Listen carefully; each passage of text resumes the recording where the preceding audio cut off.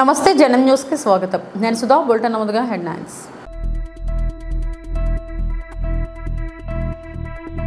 నారా లోకేష్ ను కలిసిన మాజీ సర్పంచ్ మమత.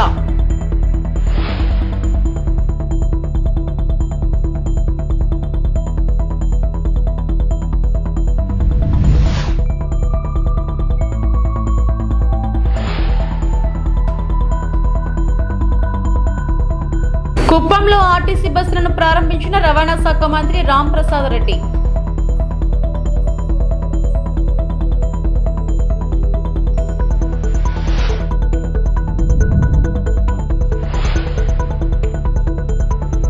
సీఎం చంద్రబాబు ప్రకటనలతో హర్షం వ్యక్తం చేసిన ఎంఎస్పీ ఎంఆర్పీఎస్ నాయకులు.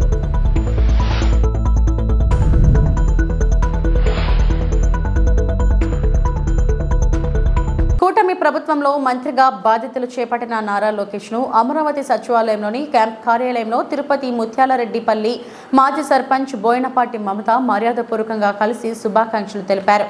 ఈ సందర్భంగా మంత్రి నారా లోకేష్ కు తిరుమల శ్రీవారి ప్రసాదాలను అందించి సాల్వాతో సత్కరించి అభినందనలు తెలిపారు.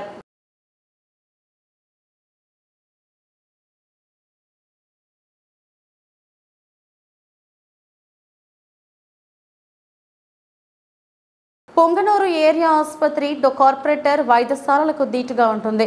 బుధవారం ఉదయం 10:30 గడిచిన కంటి వైద్యులు రాకపోవడంతో కంటి వైద్యం కోసం రోగులు పడికాపులు కాస్తున్నారు.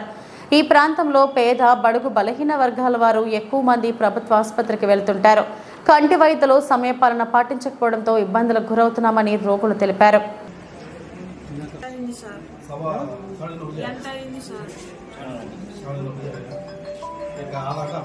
గవర్నమెంట్ హాస్పిటల్లో ఈ కళ్ళకి చూపించుకుని వచ్చి కూర్చున్నాను. డాక్టర్ చూస్తే రాలేదు మేడం. మళ్ళీ హాఫ్ అన్ అవర్ కూర్చున్నాను. మళ్ళీ వ్యక్తి తిరిగిపోయి టిఫిన్ తిని మళ్ళీ వచ్చినాను. ఇప్పుడు వచ్చి కూడా హాఫ్ అన్ అవర్ అవుతుంది. ఇక్కడ ఎవరు అందుబాటులో లేదు. చూస్తే లాక్ చేసి ఉన్నారు. సిబ్బంది అడిగితే కూడా వాళ్ళు ఫోన్ నెంబర్ కూడా మాకు తెలియదు అంటారు. ఇట్లా చేస్తే పేషెంట్కి చాలా కష్టం అవుతుంది. కొంచెం ఏమన్నా సంపాదిస్తే బాగుంటుంది. టైం వచ్చి ఇప్పుడు 10:30 అవుతుంది. వచ్చి కూడా ఇప్పుడు కూడా వచ్చి హాఫ్ అన్ అవర్ అయిపోయా.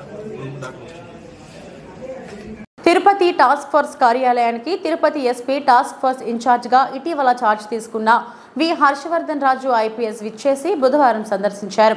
ఆయనకు task force SP P Srinivas పుష్పగుచ్చంతో స్వాగతం పలికారు. టాస్క్ ఫోర్స్ ఇన్ఛార్జ్ కార్యాలయంలో ఆయన అధికారులతో మాట్లాడారు. ఎర్రచందనం అక్రమ రవాణా జరుగుతున్న విధానాన్ని అడిగి తెలుసుకున్నారు. అడవుల్లో చేపడుతున్న కూంబింగ్ సమాచార వ్యవస్థ గురించి ఎస్పీ శ్రీనివాస్ ఆయనకు వివరించారు. ఇంకా టాస్క్ ఫోర్స్లో అటవీ అధికారుల పనితీరు గురించి తెలుసుకున్నారు. కూంబింగ్ ఆపరేషన్ల పనితీరు గురించి అధికారులు వివరించగా ఆయన సంతృప్తి వ్యక్తం చేశారు. దాదాపు గంట పాటు ఆయన టాస్క్ ఫోర్స్ అధికారులతో సమావేశమయ్యారు. తర్వాత ఆయన మాట్లాడుతూ టీంలు ఆపరేషన్లపై ప్రత్యేక శ్రద్ధ తీసుకోవాలని తెలిపారు. ఎర్రచందనం స్మగ్లింగ్ జరగకుండా ఉండేలా స్మగ్లర్లను నిరోధించేలా చర్యలు తీసుకోవాలని అన్నారు. ఫీల్డ్ ఆపరేషన్లో అటవీ శాఖ సిబ్బందితో సమన్వయం చేసుకోవాలని సూచించారు. స్మగ్లర్లను పట్టుకునేందుకు వీలుగా ఆపరేషన్లు చేపట్టాలని చెప్పారు. ఈ సమావేశంలో తిరుపతి కార్యాలయంతో పాటు Kadapa, railway Koduru sub control సిబ్బంది కూడా పాల్గొన్నారు. ఇంకా task force DSP Chenchubabu, ACF Srinivas, ఆర్ఐలు సురేష్ కుమార్ రెడ్డి, కృపానంద, చిరంజీవులు పాల్గొన్నారు.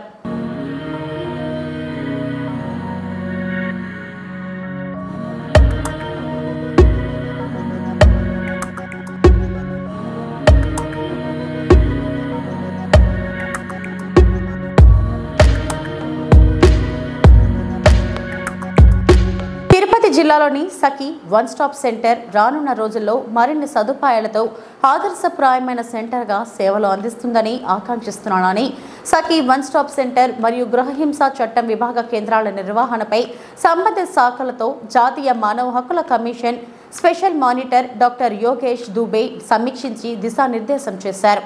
బుధవారం ఉదయం స్థానిక కలెక్టరేట్ వీడియో కాన్ఫరెన్స్ హాల్ నందు జాతీయ మానవ హక్కుల కమిషన్ స్పెషల్ మానిటర్ వారు సంబంధిత అధికారులతో సమీక్ష నిర్వహిస్తూ తిరుపతి జిల్లాలో వన్ స్టాప్ సెంటర్ రానున్న రోజుల్లో అన్ని సదుపాయాలతో ఆదర్శప్రాయమైన సెంటర్గా మహిళలకు, బాలికలకు అత్యవసర సహాయ సహకారాలు, లీగల్, మెడికల్, మానసిక కౌన్సిలింగ్ సదుపాయాల కల్పనతో సదరు బాధితులకు సహకారం అందించడం ద్వారా పోష్ యాక్ట్ 2013 పక్కాగా అమలు చేసి బాధితులకు మరింత సహాయ సహకారాలు, కౌన్సిలింగ్ అందజేసేలా ఉంటుందని ఆకాంక్షిస్తానని వారు తెలిపారు. ఈ సమావేశంలో జిల్లా రెవెన్యూ అధికారి పెంచల కిషోర్, అదనపు ఎస్పీ వెంకట్రావు, జిల్లా స్త్రీ మరియు శిశు సంక్షేమ మరియు సాధికారత అధికారిని శ్రీమతి ఎస్ జయలక్ష్మి, జిల్లా విద్యాశాఖ అధికారి డాక్టర్ వి శేఖర్, జిల్లా సాంఘిక సంక్షేమ అధికారి Chennaiah, Sakhi one stop centre admin Sujatha, గృహ హింసా చట్టం విభాగం కౌన్సిలర్ సుగ్న తదితరులు అధికారులు పాల్గొన్నారు.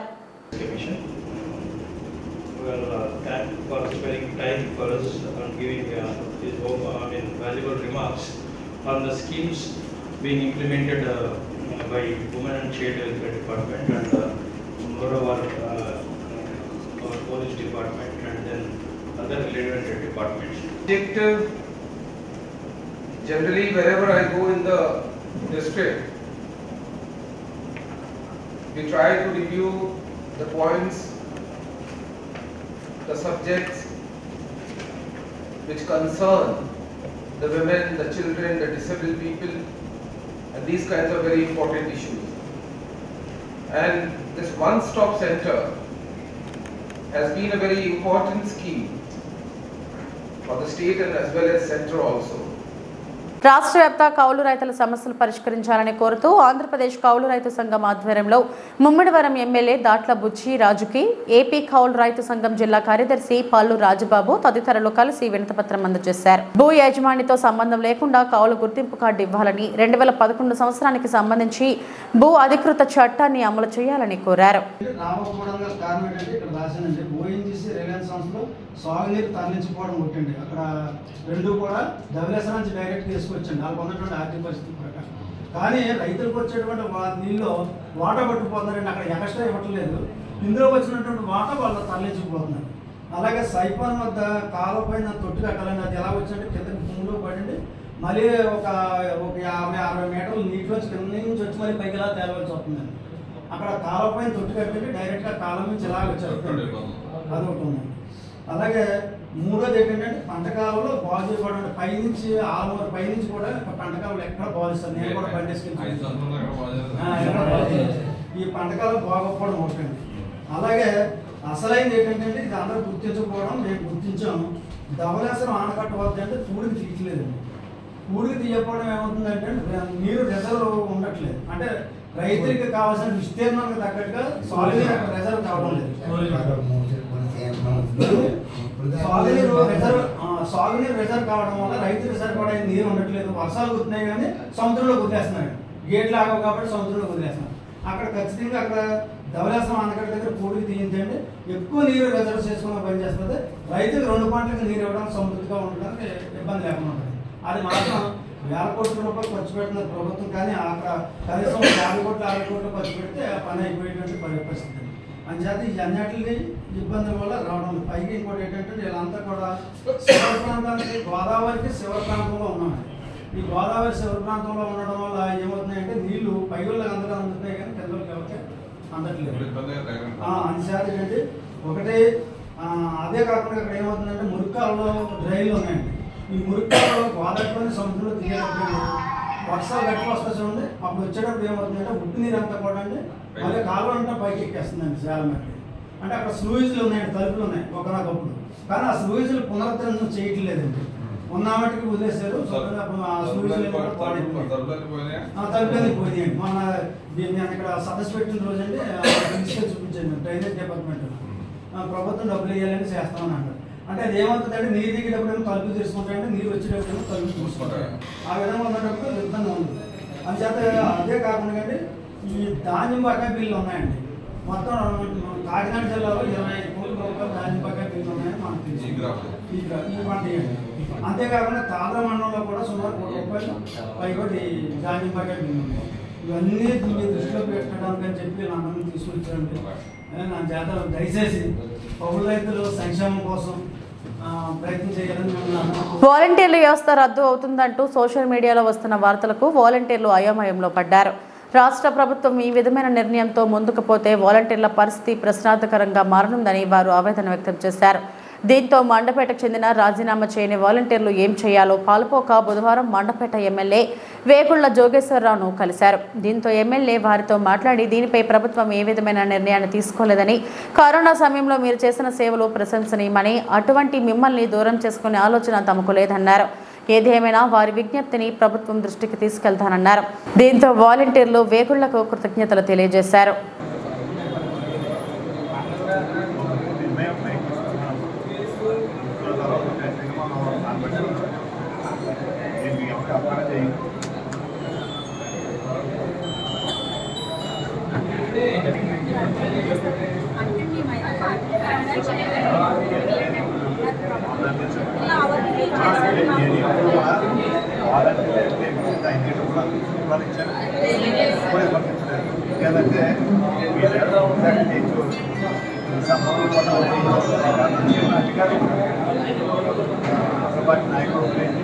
అధికారులు కూడా మీరు చెయ్యక్కనే కొందరిని చేసి మరి ఎప్పుడు నేను ఏం అవ్వలేదు.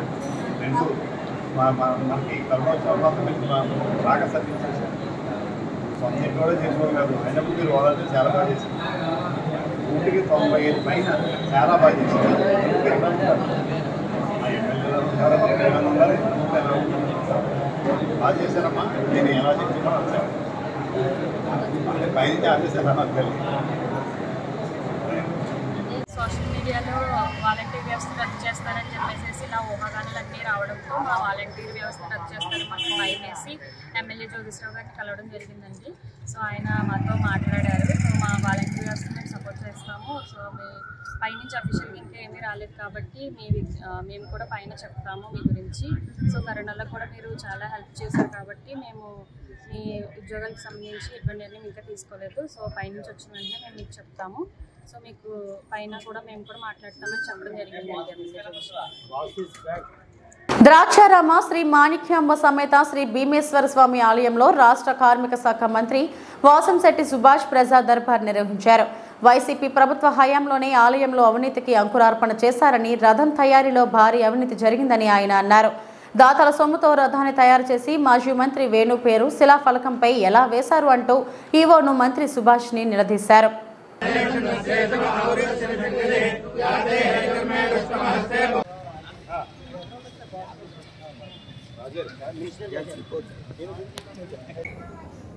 నేను క్యాన్వాసింగ్ తిరుగుతున్న సమయంలో అనేక మంది ప్రజలు ద్రాక్షారామ భీమేశ్వర స్వామి గుడిలో చాలా అక్రమాలు జరుగుతున్నాయి, అక్రమ వసూళ్లు జరుగుతున్నాయి అని గతంలో జరుగుతున్నాయి కూడా అని చెప్పడంతో ఈరోజు ఇక్కడ వాటి గురించి సమీక్ష ఏర్పాటు చేయడం జరిగింది. ఇందులో చాలా అవకతవకలు ఉన్నాయి. ముఖ్యంగా ఏదైతే వైఎస్ఆర్ మంత్రి చెల్లుబోయిన వేణుగోపాలకృష్ణ ఉన్నాడో ఆ వ్యక్తి రథం నేనే నిర్మిస్తాను అని చెప్పి 1000 కోట్లు దండుకోవడం జరిగింది. అదేవిధంగా పురోహితులకి సుమారు 30 లక్షలు ఇచ్చినప్పటికీ అవన్నీ కూడా ఆయనే ఖర్చు పెట్టినట్టు ఒక శిలాఫలకం రాసి ఆ రథం కొత్త రథం మీద పెట్టడం, అదేవిధంగా కొన్ని లక్షలు వసూలు చేసి అక్రమంగా దారి మళ్లించడం కూడా జరిగింది. వెంటనే ఆ శిలాఫలకాన్ని తొలగించడం సాక్ష్యాలతో పట్టుకుని గతంలోనే ఒక 4 రోజుల క్రితం జరిగింది. ఈ రోజున ప్రతి దాంట్లోనే అవినీతి. ఇక్కడ కంప్యూటర్లు ఉన్నాయని చెప్పి బిల్లులు పెట్టడం, ఆ కంప్యూటర్లో చైతన్య అని తోట తిరుమూర్తులు గారి ముఖ్య అనుచరుడు, అతను సానుభూతిపరుడు, ఇక్కడ ఉద్యోగం చేస్తూ ఈ అవినీతి చేసి వైసీపీ నాయకులకు అందజేస్తా ఉన్నాడు. వాళ్ళ శాలరీలు చూస్తే ₹1,00,000 70,000.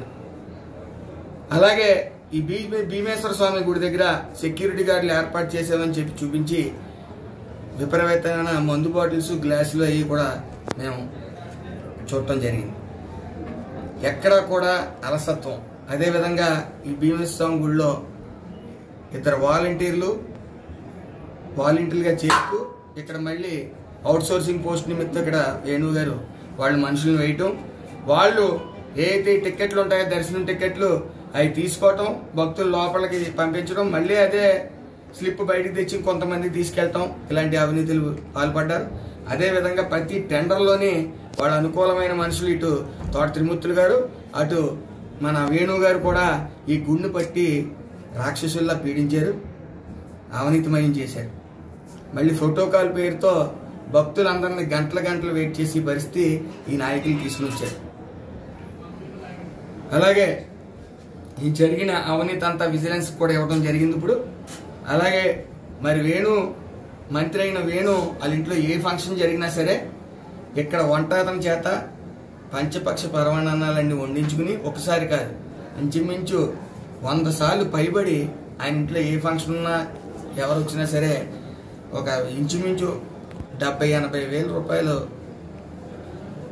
వంటలు చేయించి అక్కడ ఫ్రీగా దారి మళ్లించడం జరిగింది. చిత్తూరు జిల్లా కుప్పం ఆర్టీసీ బస్సులను రవాణా శాఖ మంత్రి రాంప్రసాద్ రెడ్డి ప్రారంభించారు.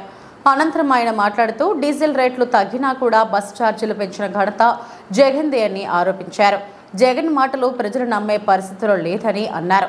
మరోవైపు శాఖల్లో ఏదైనా అవినీతి జరిగి ఉంటే తప్పకుండా చర్యలు తీసుకుంటామని తెలిపారు. ఏ రాజకీయ సభలకు బస్సులు ఫ్రీగా ఉపయోగించమని మంత్రి తెలిపారు. మరోవైపు కుప్పం బస్టాండ్ ఆధునీకరణకు చర్యలు తీసుకుంటామని మంత్రి పేర్కొన్నారు. కుప్పం బస్ డిపోలో ఆధునీకరణ పనులు చేపడతామని ఆయన తెలిపారు. 5 కొత్త బస్సులను ప్రారంభించామని సీఎం చంద్రబాబు కుప్పం పర్యటనకు రావడంతో సుమారు 30 బస్సులను కుప్పం డిపోకు తరలి వచ్చాయన్నారు. 5 బస్సులు ఒకేసారి ప్రారంభించడం ఆనందంగా ఉందని మంత్రి రాంప్రసాద్ రెడ్డి తెలిపారు. ప్రయాణికులను సురక్షితంగా గమ్యస్థానాలకు చేరవేస్తామని మంత్రి చెప్పారు. గత ప్రభుత్వం ఏ శాఖను వదలలేదని ఈ 5 ఏళ్లలో ఎన్ని వీలైతే అన్ని విద్యుత్ బస్సులు తీసుకొస్తామని మంత్రి తెలిపారు. ఆడంబరం లేకుండా ప్రజల కోసం పనిచేయాలని మంత్రి పేర్కొన్నారు. కార్మికులు ప్రయాణికులు కళ్ళు లాంటి వారని అన్నారు. మరోవైపు డిపోలో పనిచేస్తున్న కార్మికుల సమస్యలు పరిష్కరించేందుకు చర్యలు తీసుకుంటామని మంత్రి రాంప్రసాద్ రెడ్డి తెలిపారు. ప్రభుత్వంలో ఆర్టీసీని 100% విలీనం చేసేందుకు కృషి చేస్తామన్నారు. అంతేకాకుండా కుప్పం నుండి అన్ని ప్రాంతాలకు బస్సు సర్వీసులు ఏర్పాట్లు చేస్తామని మంత్రి హామీ ఇచ్చారు.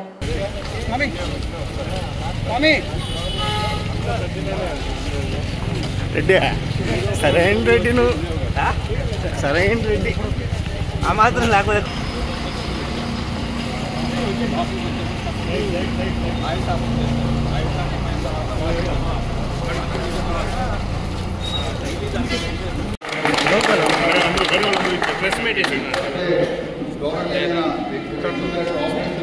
చంద్రశేఖర్ గారు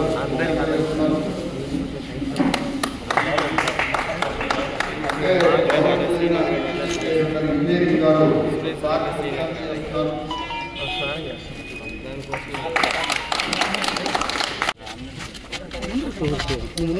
నాకు అడ్డు నువ్వు సార్ నేనేం చేయాలి దేనికి రా హీరో కొంచెం వెనక్కి రాను కొంచెం వెనక్కి రా అన్న కొద్దిగా వెనక్కి రాను అన్న బలరామన్నా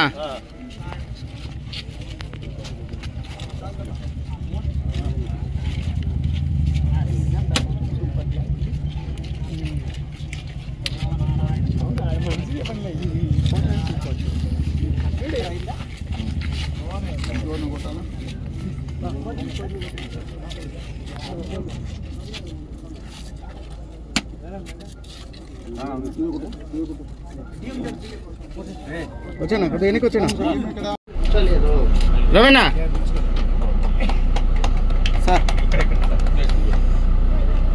సార్ సార్ సర్వీస్ పేరు చెప్పండి. ఇది హైదరాబాద్ సర్వీస్ సార్. ఇది Kuppam to Hyderabad, Kuppam Hyderabad super luxury.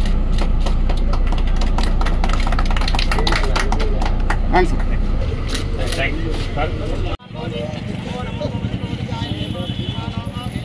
కట్టి గారు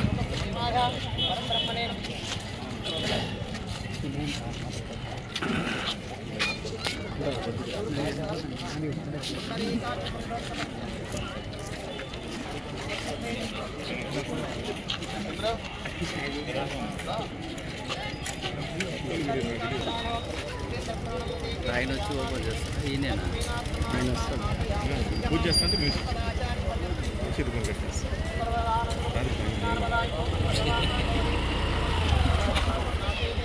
అన్నీ వస్తుందా అన్నీ వస్తున్నాయి.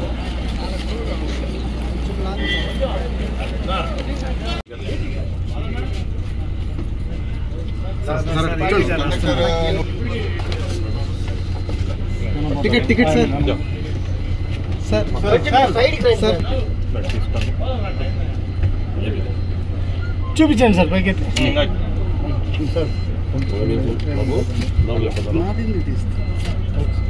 చిత్తూరు జిల్లా పుంగనూరు పట్టణంలోని డాక్టర్ బాబాసాహెబ్ అంబేద్కర్ విగ్రహం వద్ద బుధవారం మధ్యాహ్నం 1 గంటకు కుప్పం పర్యటనలో సీఎం చంద్రబాబు ఎస్సీ వర్గీకరణ జిల్లాల వారీగా అమలు చేస్తామని తెలపడంతో సీఎం చంద్రబాబు ప్రకటనపై డాక్టర్ బాబాసాహెబ్ అంబేద్కర్ విగ్రహానికి పూలమాలలు వేసి నివాళులు అర్పించి కృతజ్ఞతలు తెలిపిన ఎంఆర్పీఎస్ ఎంఎస్పీ నాయకులు. ఈ కార్యక్రమంలో ఎంఆర్పీఎస్ రాష్ట్ర సహాయ కార్యదర్శి మాటూరి మురళి, ఎంఎస్పీ జిల్లా నాయకులు నరసింహులు, మండల అధ్యక్షులు నాగభూషణం, వెంకటరమణ, ప్రభాకర్, హరిబాబు, గోవిందు తదితరులు పాల్గొన్నారు. ఈ సందర్భంగా ఎంఎస్పీ జాతీయ నాయకులు నరేంద్రబాబు మాట్లాడారు. మొట్టమొదటిసారిగా తన సొంత నియోజకవర్గమైన కుప్పం నియోజకవర్గాన్ని విచ్చేసిన సందర్భంగా నిన్న సాయంత్రం జరిగినటువంటి కుప్పం బహిరంగ సభలో కుప్పం నియోజకవర్గ అభివృద్ధితో పాటు రాష్ట్ర వ్యాప్తంగా చంద్రబాబు నాయుడు గారు ఇచ్చినటువంటి హామీలను గుర్తు చేస్తూ చేపట్టాల్సిన అభివృద్ధిని గుర్తు చేస్తూ ఆ క్రమంలో ఎస్సీ రిజర్వేషన్ల వర్గీకరణ పైన తెలుగుదేశం పార్టీ ప్రభుత్వం కట్టుబడి ఉందని, ఎన్డీఏ కూటమి కట్టుబడి ఉందని, ఖచ్చితంగా వర్గీకరణను జిల్లాల వారీగా చేస్తామని ప్రకటించడంతో పాటు గడిచిన సార్వత్రిక ఎన్నికల్లో ఎన్డీఏ కూటమి గెలుపు కోసం శ్రమించినటువంటి టీడీపీ, బీజేపీ, జనసేన పార్టీలతో సమానంగా ఎంఆర్పీఎస్ ఉద్యమ నాయకులు, కార్యకర్తలు మందాకృష్ణమ్మ గారి యొక్క ఆదేశాల ప్రకారం కష్టపడ్డారని, దానికి నేను అభినందిస్తున్నానని, మీ శ్రమతో మీ సహకారంతో అధికారులకు వచ్చారని మిమ్మల్ని మర్చిపోని, మిమ్మల్ని ఖచ్చితంగా మీకు ఇచ్చిన హామీలు నెరవేరుస్తానని చెప్పేసి మరోసారి ఆయన తన మొట్టమొదటి బహిరంగ సభలోనే చెప్పడాన్ని ఎంఆర్పీఎస్ స్వాగతిస్తున్నది, హర్షం వ్యక్తం చేస్తున్నది. ఇచ్చిన హామీని మర్చిపోకుండా గుర్తు పెట్టుకొని ఎన్నికల సందర్భంగా జరిగినటువంటి ప్రచార కార్యక్రమంలో టీడీపీ, బీజేపీ, జనసేన పార్టీలతో సమానంగా అక్కడక్కడ ఒకంత ఎక్కువగానే ఎంఆర్పీఎస్ కార్యకర్తల నాయకులు అత్యధికంగా శ్రమించారన్న విషయం కూడా చంద్రబాబు నాయుడు గారు పునరుద్ఘాటించడం అంటే మా శ్రమను ఆయన గుర్తించినట్టే లెక్క. అందుకు ఎంఆర్పీఎస్ తరఫున మందకృష్ణ గారి తరఫున ప్రత్యేకంగా ధన్యవాదాలు తెలియజేసుకుంటున్నాం. అందుకు అనుగుణంగా మందాకృష్ణ గారు చంద్రబాబు నాయుడు గారికి ఉపన్యాసాన్ని సోషల్ మీడియా ద్వారా చూడడం జరిగింది, వినడం జరిగింది. కృష్ణమ్మ గారికి ఆదేశాల ప్రకారం ఈరోజు చంద్రబాబు నాయుడు గారు కలిసి ఆయన సన్మానం చేయాలని చెప్పేసి ఆదేశాలు ఇవ్వడం జరిగింది. అందుకు అనుగుణంగానే ఈరోజు ఉమ్మడి జిల్లా, చిత్తూరు జిల్లా వ్యాప్తంగా ఉన్నటువంటి ఎంఆర్పీఎస్ నాయకులు, కార్యకర్తలు మరి ఈరోజు 200 మంది పైన మేము ముఖ్యమైన నాయకత్వమే కుప్పంకి బయలుదేరుతున్నాం. అక్కడ చంద్రబాబు గారు కలిసి ప్రత్యేకంగా ఆయన సన్మానం చేసి మా కృతజ్ఞతలు కూడా మేము ఆయనకు ఆడతామని చెప్పేసి చేస్తున్నాం. అదే క్రమంలోనే సామాజిక న్యాయ దృక్పథానికి అనుగుణంగా చంద్రబాబు నాయుడు తీసుకున్న ప్రతి నిర్ణయానికి ఎంఆర్పీఎస్ కట్టుబడి ఉంటుందని అండగా నిలబడుతున్న గుర్తు చేస్తున్నాం. అదే క్రమంలో చంద్రబాబు నాయుడు గారు మందకృష్ణమ్మ గారికి మరి ఎన్నికల ముందు ఇచ్చినటువంటి అనేక హామీలు ఉన్నాయి. మాదిగలతో పాటు సంబంధించిన అనేక వర్గీకరణతో పాటు ఇతర అనేక రకమైనటువంటి మరి హామీలు ఉన్నాయి. అవి కూడా ఖచ్చితంగా భవిష్యత్తులో నెరవేర్చాలని కూడా మేము ఆశిస్తున్నాం. మరి ఈ సందర్భంగా మరోసారి చంద్రబాబు గారికి ఎంఆర్పీఎస్ కమిటీ తరఫున మరోసారి ఉద్యమ వందనాలు తెలియజేసుకుంటూ ముగిస్తూ జై భీమ్, జై జగదీష్, జై పూలే, జై మహాజన్, జై మందకృష్ణ. ఈ వార్తలు ఇంతటితో సమాప్తం. నమస్తే.